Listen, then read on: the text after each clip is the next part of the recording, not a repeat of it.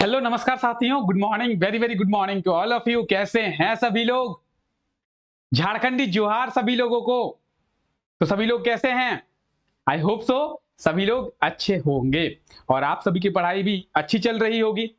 तो अगर आप लोगों की पढ़ाई अच्छी चल रही है, इसका मतलब आप जो है वो सही वे में है, आप अपने सक्सेस की ओर आगे बढ़ रहे हैं। ठीक है, इस क्लास की अगर बात की जाए तो आप सभी को पता होगा इस क्लास में हम लोग क्या करते हैं। इस क्लास में हम लोग झारखंड के डेली करंट अफेयर्स के बारे में डिस्कस करते हैं। हमारे झारखंड में जो कुछ भी होता है, हमारे झारखंड में जो कुछ भी चल रहा है, उन सभी चीजों के बारे में इस क्लास में हम लोग डिस्कस करते हैं।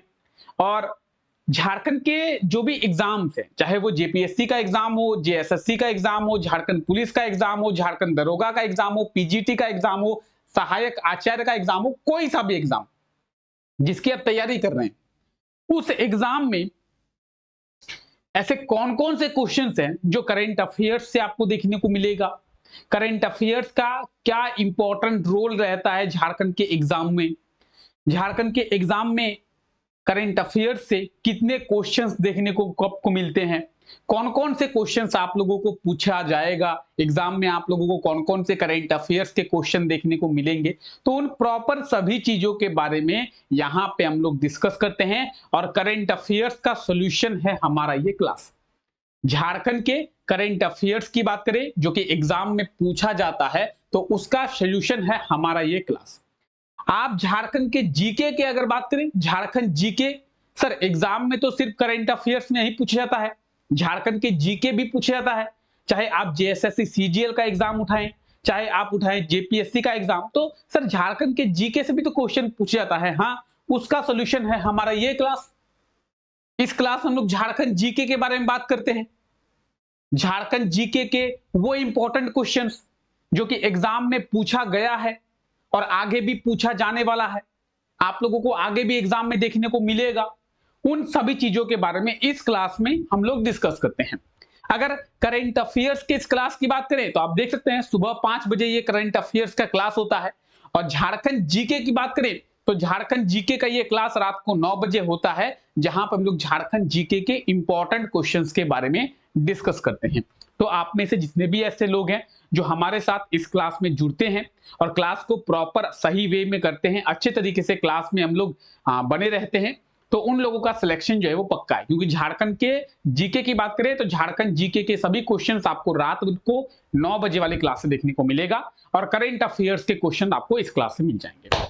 तो कहीं से भी कुछ छूट नहीं रहा है ना। चलिए, तो फिलहाल आगे बात करते हैं और आज के इस क्लास में भी हम लोग झारखंड के कुछ इंपॉर्टेंट करंट अफेयर्स का रिवीजन करेंगे। देखिए, अभी झारखंड में चल रहा है चुनावी माहौल। चाहे नरेंद्र मोदी जी की बात करें, चंपाई सोरेन की बात करें, कल्पना सोरेन की बात करें, सभी लोग लगे पड़े हैं किसमें, तो चुनावी रैलियां करने में। अब चुनावी रैलियां कर रहे हैं तो काम कौन करेगा?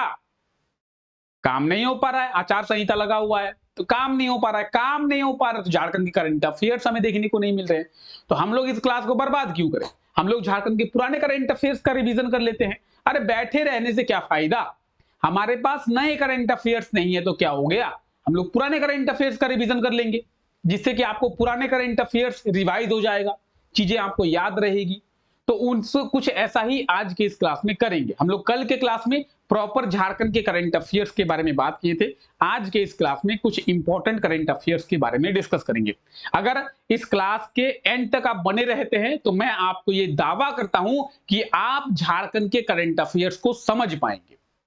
ठीक है, चलिए आइए, झारखंड के किस पर्यटन स्थल को, क्या क्या हो गया पर्यटन स्थल को भारत का श्रेष्ठ पर्यटन स्थलों में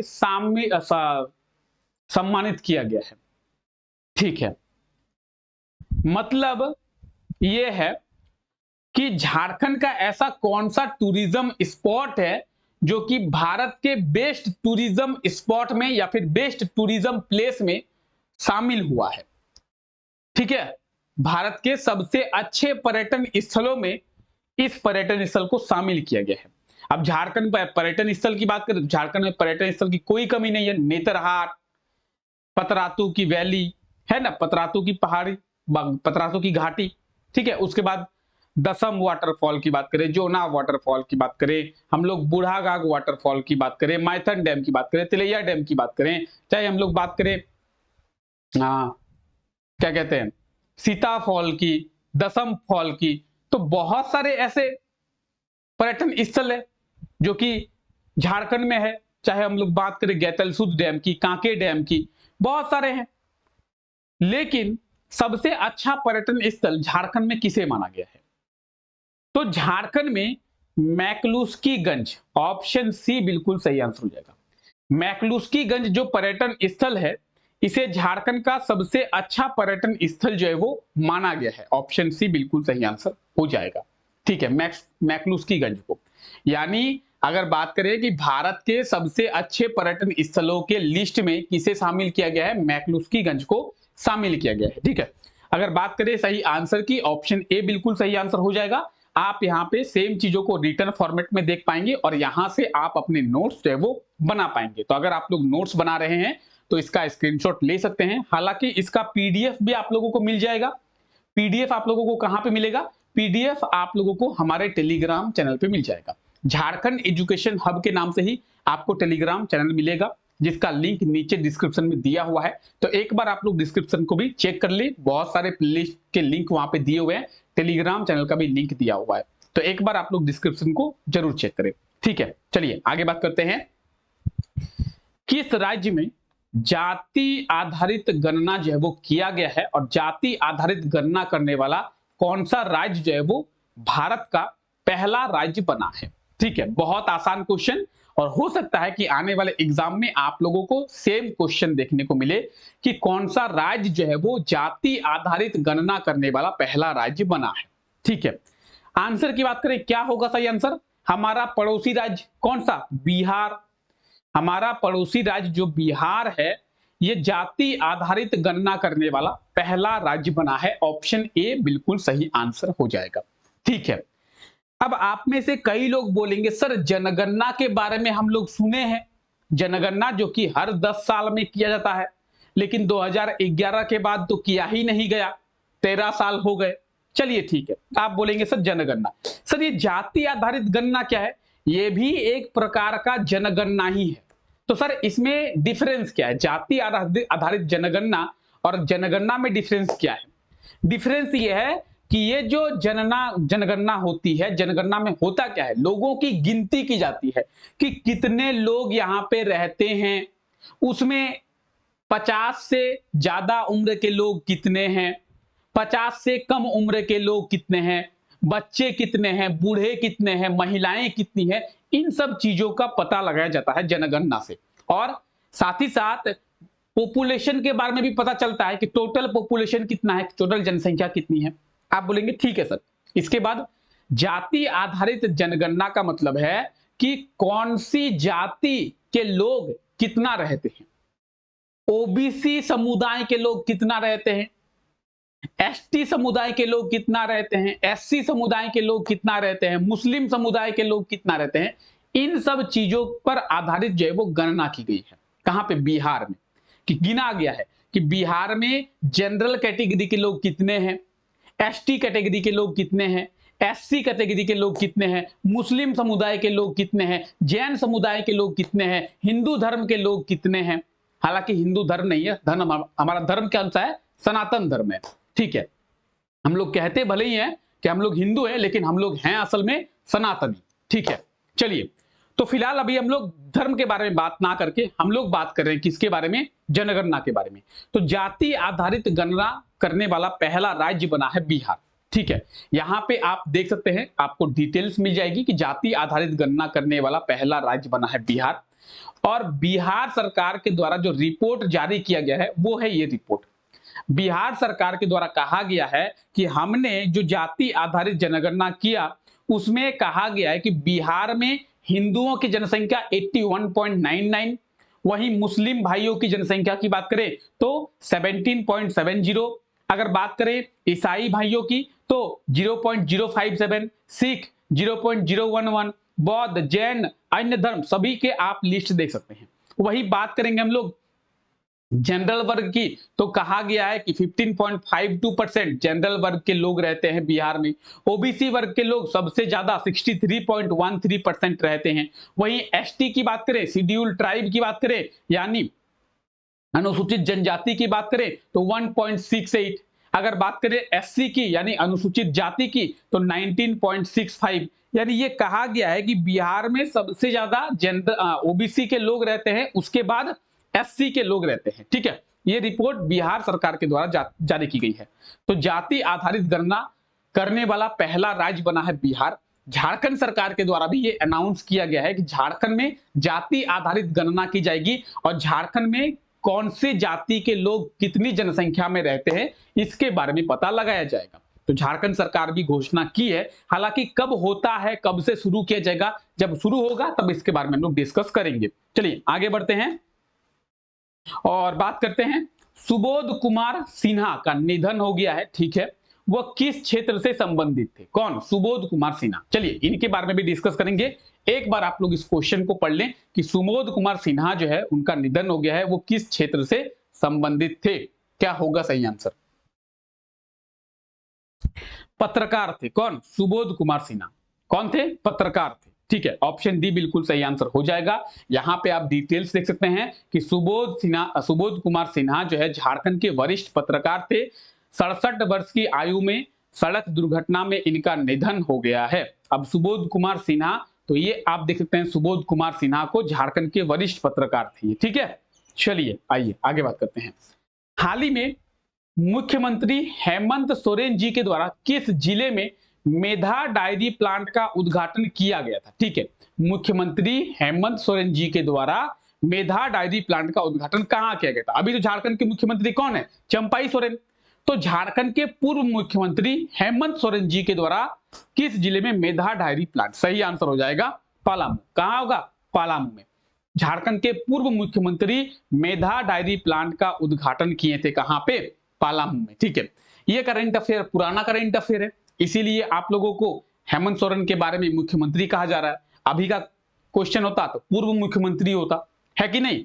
ठीक है, मेधा डायरी प्लांट, तो आंसर की बात करेंगे ऑप्शन डी बिल्कुल सही आंसर हो जाएगा। आप लोग देख सकते हैं और उसके बारे में आप यहां पे डिटेल्स देख सकते हैं रिटर्न फॉर्मेट में। 4 अक्टूबर 2023 में मुख्यमंत्री हेमंत सोरेन जी के द्वारा इसका उद्घाटन जो है वो किया गया है।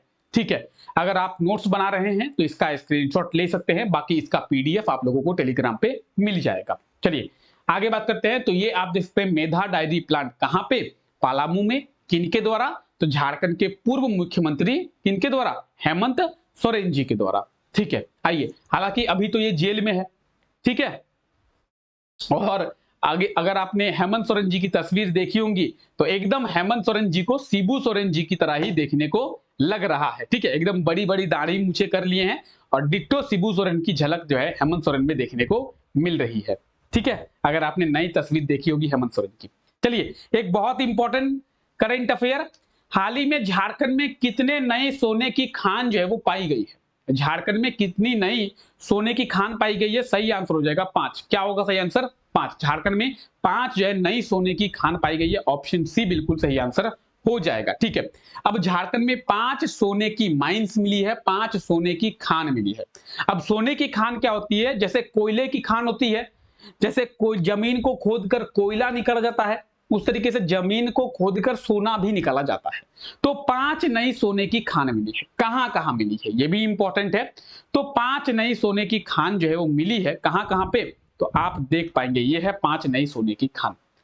ठीक है, अब कहां कहां मिली है आइए इसके बारे में बात करते हैं। रांची में मिला है 1, खूंटी में मिला है 2 और सरायकेला खरसावां में मिला है 2, टोटल 5। ठीक है, रांची में 1, खूंटी में 2 और सरायकेला खरसावां में 2।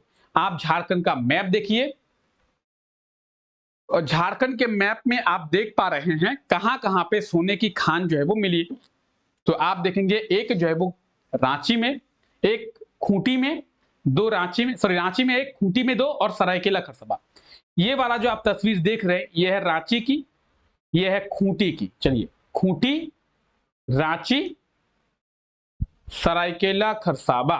तो सरायकेला खरसावां में 2 मिला है, रांची में 1 और खूंटी में 2। ठीक है, चलिए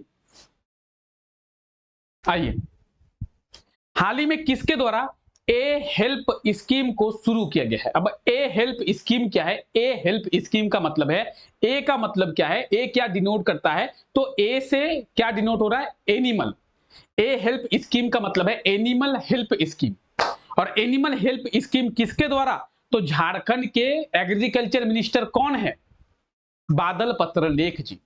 और झारखंड के एग्रीकल्चर मिनिस्टर बादल पत्रलेख जी के द्वारा ए हेल्प स्कीम यानी एनिमल हेल्प स्कीम को शुरू किया गया है।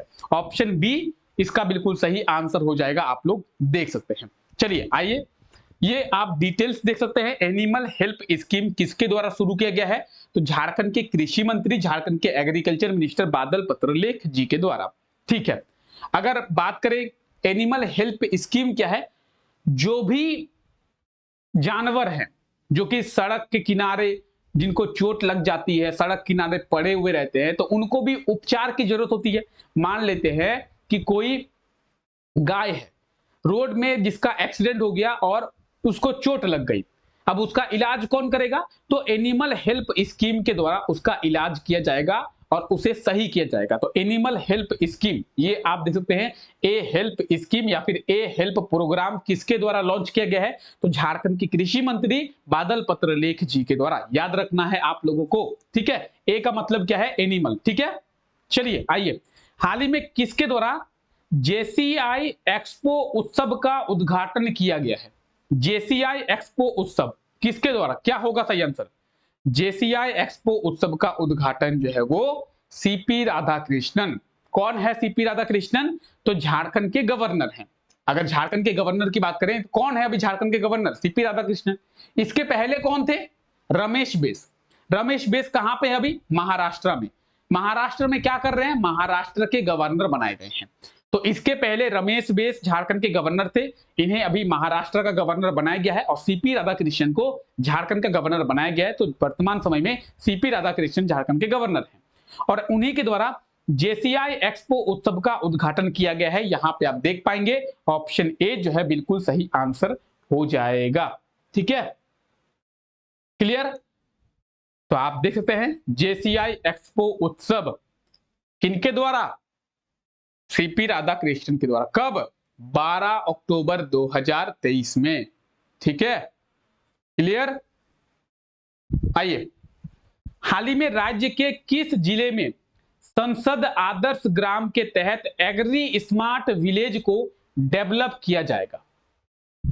झारखंड के किस जिले में संसद आदर्श ग्राम योजना के तहत एग्री स्मार्ट विलेज? अब एग्री स्मार्ट विलेज कहां पे? पूर्वी सिंहभूम में। कहां पे? पूर्वी सिंहभूम में। अच्छा, कौन से योजना के तहत? योजना का नाम आपको याद रखना है, बहुत इंपॉर्टेंट है। संसद आदर्श ग्राम योजना। कौन सी योजना? आप इस योजना का नाम जरूर याद रखें, बहुत इंपॉर्टेंट है। एग्जाम में योजना का नाम पूछ जाएगा। संसद आदर्श ग्राम योजना। जिले में कौन से जिले में? पूर्वी सिंहभूम, ईस्ट सिंहभूम। ठीक है, यहां पे आप नोटिस कर पाएंगे कि राज्य के पूर्वी सिंहभूम जिले में संसद आदर्श ग्राम योजना के तहत एग्री स्मार्ट विलेज को डेवलप किया जाएगा। ठीक है, तो कौन से योजना के तहत? याद रखेंगे, आदर्श ग्राम योजना के तहत। झारखंड विधानसभा में अब नेता प्रतिपक्ष कौन होंगे? तो आप लोगों को पता होगा झारखंड विधानसभा में 2 सदन होता है, एक होता है पक्ष, दूसरा होता है विपक्ष। तो पक्ष का जो मुख्य कौन होते हैं? जो मुख्यमंत्री है वो पक्ष के मुख्य नेता होते हैं। विपक्ष के भी एक नेता होते हैं। अब विपक्ष के नेता अभी कौन है?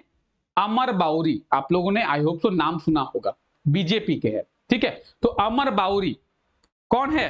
विपक्ष के नेता है। ऑप्शन सी बिल्कुल सही आंसर हो जाएगा। तो आप लोगों से एग्जाम में पूछा है कि झारखंड विधानसभा में कौन जो है वो नेता प्रतिपक्ष के रूप में काम करते हैं? तो अमर बाउरी अभी वर्तमान समय में नेता प्रतिपक्ष के रूप में काम कर रहे हैं। अमर बाउरी, तो ये आप देखिए अमर बाउरी। ठीक है, और बीजेपी से है। आप लोग बोकारो जिले में चंदन क्यारी का नाम सुने होंगे, उसी विधानसभा क्षेत्र से ये विधायक हैं अमर बाउरी। ठीक है, चलिए आगे बात करते हैं।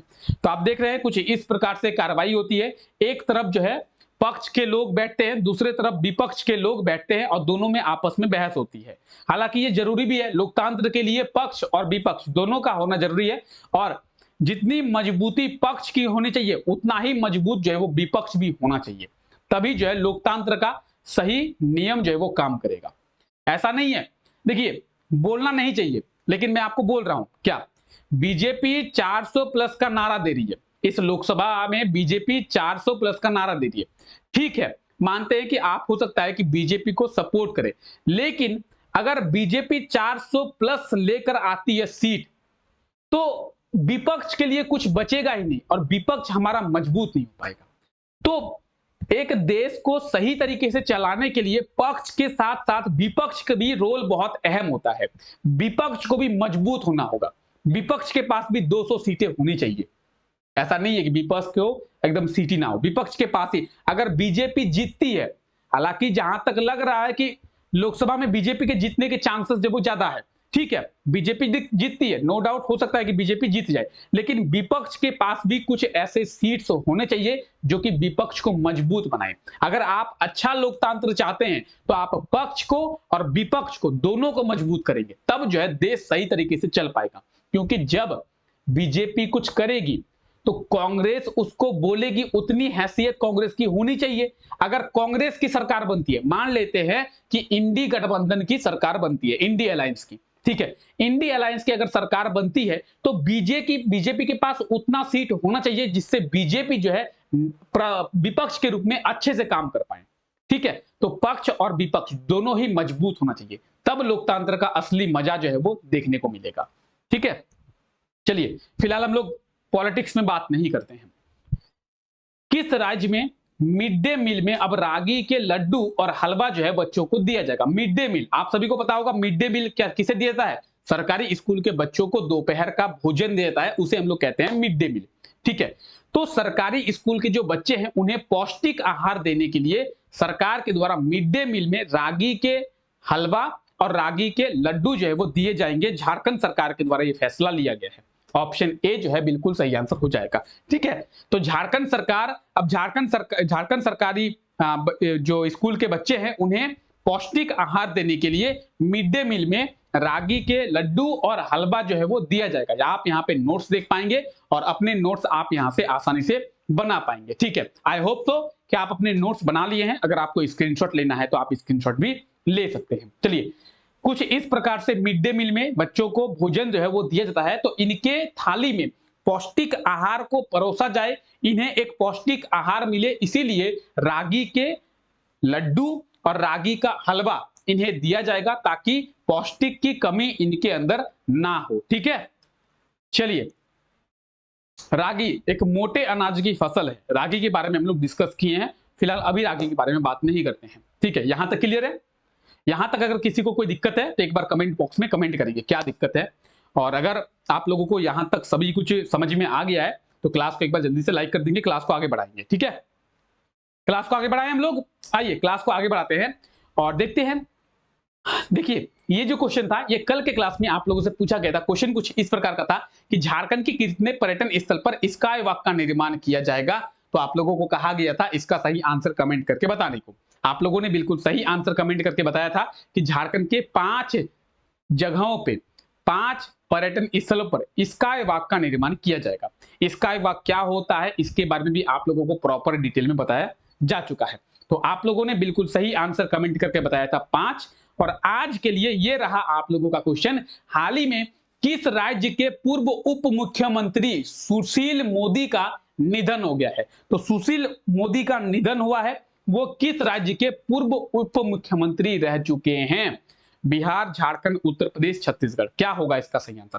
सुशील मोदी का निधन हो गया है, वो किस राज्य के पूर्व उप मुख्यमंत्री रह चुके हैं? जल्दी से आप लोग कमेंट सेक्शन में कमेंट करें, इसका सही आंसर क्या होगा? ऑप्शन ए, बी, सी या डी। ठीक है, क्लियर है गाइज?